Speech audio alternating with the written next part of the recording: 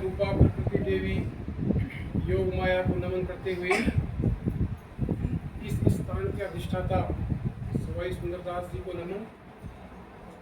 सम्माननीय अध्यक्ष महोदय, उपस्थित क्षत्रिय एवं क्षत्रिय,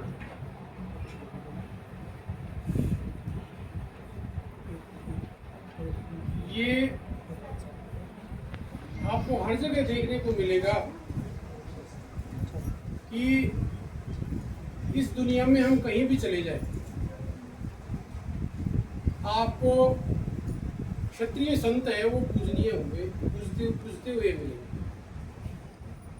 ऐसा नहीं है कि और दूसरे समाजों के अंदर संतों ने जन्म नहीं लिया, निश्चित रूप से लिया है, लेकिन जो उदार प्रवृत्ति क्षत्रिय संतों में होती है वो आपको अन्य समाजों में देखने को नहीं मिलेगी।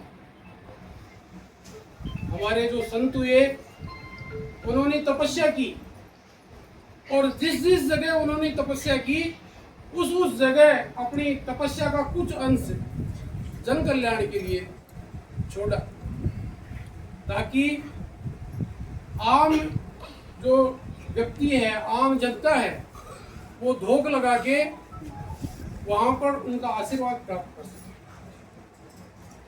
इसी कड़ी में आज हम जिस स्थान पर एकत्रित हुए हैं उन सवाई सुंदरदास जी का जन्म बीकानेर से संबंधित है। बीका जी जिन्होंने बीकानेर की स्थापना की, उन्हीं के वंश में आगे चल के उदयकरण जी हुए और उनके पुत्र रतन सिंह जी के 9 पुत्र थे, उनमें से एक थे सुंदरदास। सुंदरदास जी और गंगादास जी दोनों सहोदर भाई थे और इनकी जो माताजी थी वो उदयपुर के कछाओं की बेटी थी, इसलिए उनका ननिहाल आमेर के आसपास कछाओं वंश में। आप निश्चित रूप से जिस सैनिक कौम के अंदर आपने जन्म लिया, जिस रक्त को आप की रगों में जो दौड़ रहा था, उसी के अनुरूप आपने एक सैनिक के रूप में कार्य करते हुए राजा मान सिंह जी की सेना में भर्ती हुए। जब मान सिंह जी काबुल फतेह को निकले, उससे पहले उन्होंने पंजाब और सिंध क्षेत्र, यहाँ तक कि जम्मू कश्मीर तक के क्षेत्रों में कई लड़ाइयाँ लड़ी। ऐसी एक युद्ध के अंदर पंजाब के अंदर आप किसी युद्ध में घायल हुए, वहां से चंदेरी के जागीरदार चंदन सिंह जी आपको मूर्छित और घायल अवस्था में उठा के ले गए। मुगल सैनिकों ने सोचा कि वो वीर गति को प्राप्त हो गए। ये समाचार मुगल सेना में भी फैल गया और इनके गांव और इनके ससुराल तक पहुंचा। जैसे ही ससुराल में इनको ये समाचार मिला, इनकी पत्नी ने वहीं सती हो गई और अपनी जीवन लीला समाप्त कर। 1 महीने के उपचार के बाद जब आप स्वस्थ हुए और पुनः मुगल सेना में लौटने के लिए आपने चंदन सिंह जी से आग्रह किया, तो उन्होंने आपको विदाई दी। जब आप मुगल सेना में सम्मिलित होने के लिए जा रहे थे, तो रास्ते में कुछ लोगों से आपकी मुलाकात हुई, जिसमें पहला दास जी भी थे। उन्होंने आपकी पत्नी की मृत्यु का समाचार आपको कहा। उसके बाद आपने मुगल सेना में जाने का विचार त्याग किया। वहां से आप उस जगह पर गए जहां पे आपकी पत्नी सती हुई थी।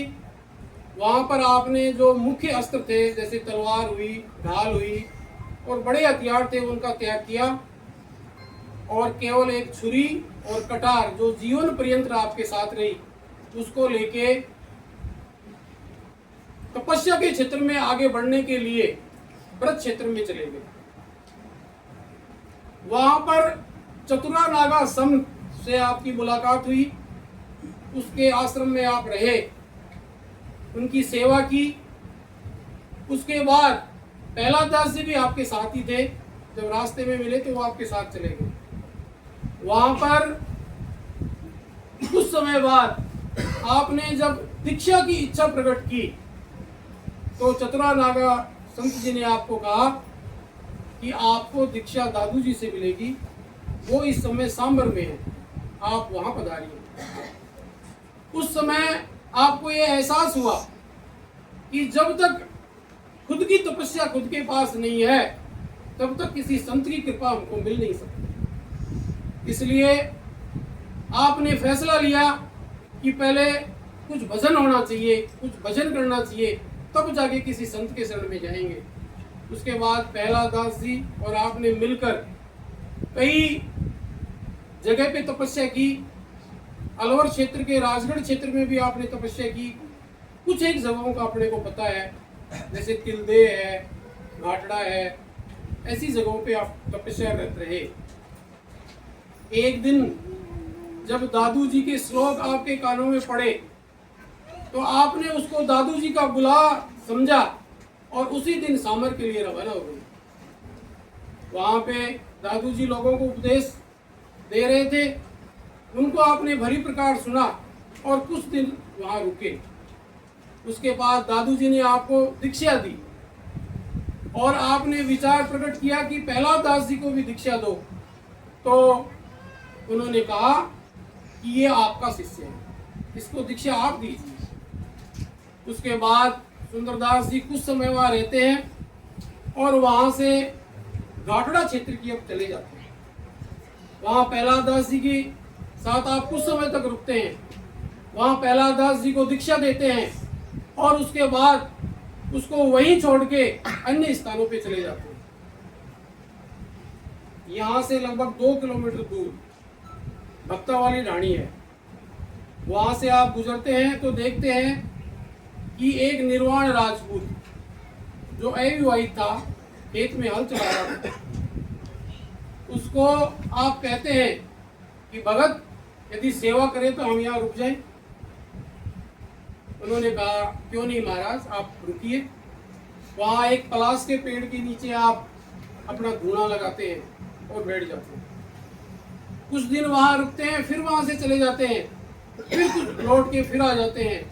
यही कार्यक्रम लगभग 2 साल तक चलता रहता है, जैसे जब चले जाएं, जैसे जब लौट के आ जाए। उन्होंने वहाँ पहला दास जी को कह रखा, नहीं, वहाँ उस शिष्य को कह रखा था जिसका नाम हालूदास जी कि मैं चाहे रहूं या नहीं रहूं यहाँ पे, आपको यहाँ दीपक प्रतिदिन लगाना है।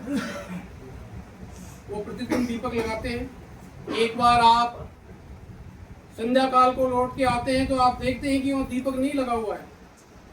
आप दूसरे रोज उससे पूछते हैं कि आज दीपक क्यों नहीं लगा, तो उन्होंने कहा महाराज भाभी जी ने घी नहीं दिया। उन्होंने कहा कुछ गायें तो खत्म हो गई है, कुछ गायों में रोग चल रहा है, इस कारण घर में घी नहीं है, इसलिए आज दीपक नहीं है। वो इस समय आप हालूदास जी को कहते हैं कि आज तेरे से जितना बड़ा बाड़ा बढ़ सके उतना बड़ा बाड़ा बना लेना और रात्रि को इसी बाड़े में सोना, सिर आपका ढक के रखना और कल सुबह मेरे को बताना। हालूदास जी ऐसा ही करते हैं, जितना बड़ा उन्हें बढ़ सका उतना बड़ा बढ़ाते हैं, रात्रि को वहीं सोते हैं, चद्दर ढक लेते हैं। रात्रि को उन्होंने पहले ही चेतावनी दी थी कि यहाँ आंधी तूफान भी आएंगे, बरसात भी आएगी, लेकिन आपको हिलना नहीं है, खड़े नहीं होना है। रात को आंधी आती है, बरसात आती है, हालूदास जी विचलित नहीं होते, लेकिन वो देखते हैं, वो सुनते हैं कानों से कि उसके आसपास बहुत सारे गायों की रमाने की आवाज़ आ रही है, कई बछड़ों की आवाज़ आ रही है, उनसे रहा नहीं जाता। वो चद्दर उगाड़ के देखते हैं बाहर, तो क्या देखते हैं कि पूरा बाड़ा गायों से भरा हुआ है। बाहर भी बहुत सारी गायें खड़ी हुई हैं, छोटे छोटे बछड़े घूम रहे हैं। ऐसी चीज़ देख के वो डर जाते हैं और वापस से अपना सर ढक लेते हैं। थोड़ी देर उनको नींद आती नहीं है। कुछ समय बाद जब वो फिर देखते हैं तो देखते हैं कि वहाँ एक भी गाय नहीं। लेकिन उस दिन के बाद उनकी जो दीपक जल रहा था उसमें कहीं कोई कमी नहीं आई। उनकी जो गायों में रोग फैला हुआ था वो उस दिन के बाद समाप्त हो गया और अन्य जो बीमारियां थी वो भी चली गई। उसके बाद एक रोज सुंदरदास जी कहते हैं हाड़ूदास से कि हाड़ूदास, ये जो जगह है ये ठीक नहीं है, यहाँ चारों तरफ गंदगी बहुत रहती है, वहाँ गुजरों के मकान है, अभी भी वहाँ गुजरी है, गंदगी बहुत रहती है, अपने को किसी और जगह की तलाश में निकलना चाहिए। उसके बाद आप वहाँ से चल के आज का जो ये स्थान है यहाँ पे आते हैं। यहाँ पे कुछ नहीं था, केवल ये पहाड़ी थी, यहाँ पे आज आप विराजते हैं, एक दो रोज रुकते हैं और उसके बाद हाड़ूदास जी से कहते हैं कि अपने को यहाँ एक मंदिर बनाना चाहिए। उनका जवाब था, महाराज अपना सामर्थ्य इतना कहाँ है कि अपन मंदिर बना सके। तो वो कहते हैं ऐसा कर, सामर्थ्य तो अपना नहीं है, लेकिन तो ये पहाड़ी है, इससे पत्थर तो निकाल सकता है। हाँ महाराज मैं निकाल दूंगा। वो पत्थर निकाल के ढेर कर देते हैं। कुछ दिन बाद फिर उनसे कहते हैं कि ये जो पत्थरों के बीच में चूना फंसा हुआ है, इसको भी निकाल सकता है कि नहीं। महाराज इसको भी निकाल सकते हैं। उसको निकालते हैं, पीसते हैं कुछ दिन तक और उसकी भी ढेरी लगा देते हैं। कुछ समय और निकल जाता है। एक दिन हाड़ूदास जी को कहते हैं सुंदरदास जी कि 20-30 लोग यदि इस मंदिर का निर्माण करने के लिए आए तो उनको भोजन करा सकता है क्या। हाड़ूदास जी ने कहा बिल्कुल करा सकता है, बुलाइए। फिर बात ठंडी पड़ जाती है। एक दिन अचानक ही 20-30 लोग वहां पे आते हैं। रात को हाड़ूदास जी उनको जीवन कराते हैं और विश्राम करने के लिए कहते हैं। वो विश्राम करने लग जाते हैं, हाड़ूदास जी भी आराम करने लग जाते हैं। सुबह देखते हैं कि उस पत्थर और चूना वहां से गायब हो गया और उसकी जगह ये जो अपने दिख रहा है ये मंदिर बन के तैयार है। ये एक रात में बनाया हुआ मंदिर है। उसके बाद सुंदरदास जी लगभग 2 वर्ष तक यहाँ रुकते हैं, तपस्यारत रहते हैं। यहाँ उनके 2 दूल्हे हैं। इधर वाला दूल्हा है वो सुंदरदास जी का है, उधर वाला जो अन्य संत आते हैं उनका है। जो भी कोई संत यहाँ रुकता है वो उस दूल्हे को है। ये निरंतर लोगों का जब जमावड़ा यहाँ पे बढ़ता है तो फिर इस जगह को भी छोड़ के सुंदरदास जी चले जाते हैं। उसके बाद जो हाड़ूदास जी थे उन्हीं के वंश के लोग यहाँ आके बस जाते हैं, जिसको गाडराटा कहते हैं।